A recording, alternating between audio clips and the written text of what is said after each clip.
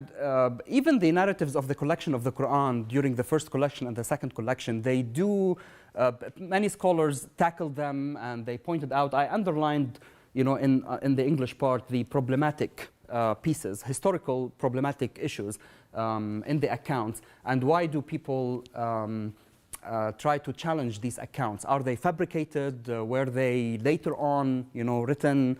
And people forgot the details. For example, one of the interesting parts here is that here, this part right here, which in English, you know, it says, for example, when the first collection of the Quran took place, the man who was responsible for, who was the head of the committee, again, I mean, put this in parallel with the idea that the Quran was transmitted to everyone, and everyone knew all the information or all the Quran, and it was mutawatir, as we say. But then in this account, and this account is the official narrative, this is from one of the canonical traditions of the Bukhari. Okay, so this is the canonical account of the transmission of the Quran from the Muslim tradition.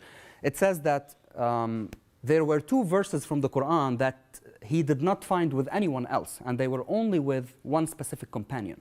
Okay, he's relocating the parchments and poems from the memories of man who knew it by heart. And then I found with Khuzaymah, that's the name of the person, two verses from Surah At-Tawbah which I had not found with anyone else. Okay, again, we have to ask ourselves, so why these two men had two verses from the Quran that no one else from the companions of the Prophet had? Okay, so what happened to the idea that the Quran actually was transmitted to everyone and everyone knew the Quran by heart?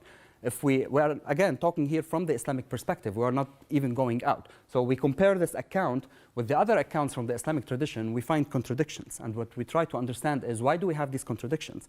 And which narrative, is this narrative before the narrative that the Quran is transmitted, you know, to everyone equally, or it's the other way around? Or it's a vicious circle and we really can't know which one came before the other.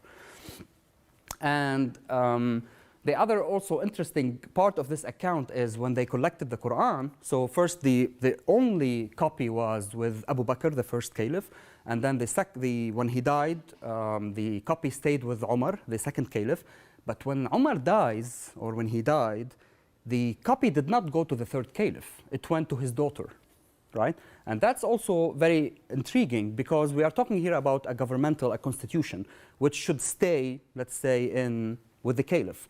It goes from the first one, the second one, and it goes to the third one. But then when the second one died, it did not go to the third caliph. It went to his daughter, as if the whole matter, you know, transitioned from, you know, a governmental, if you want, space into individual place. Where why the daughter of the caliph would possess this codex and would not pass it or give it to the third caliph, which should be the case. And then if you compare, of course, with the second account, which is what we call the official canonization of the text of the Quran during Uthman, Uthman sends a messenger to her and tell her, please give us the copy that you have, okay, and let us copy it down. And this is where the first copying or the first codification of the Quran took place. And then Hafsa, she was the wife also of the Prophet and the daughter of Umar. She sent them the first sheets, they copied it, and they made multiple copies. And then he gave it back. Of course, we don't have these sheets of Hafsa or the first codex. They are lost, or maybe they never existed. And also those 5 different copies that from the time of Uthman, also we don't have access to them. You know, they either never existed or also they were lost. And this is basically a justification of what we call the 5 different codices. So we have the main codex, which is from Kufa in Iraq. And the second codex is from Basra, also from Iraq. Okay, they are different. They have differences also in vocabulary, in syntax, etc., and particles.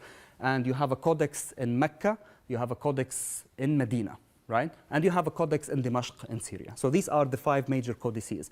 And in Kufa, you have one codex, but there are 3 different readings on Kufa. And this is what makes 7 in total. So 3 from Kufa, 1 from Syria, 1 from Mecca, 1 from Medina, and 1 from Basra, and these are 7.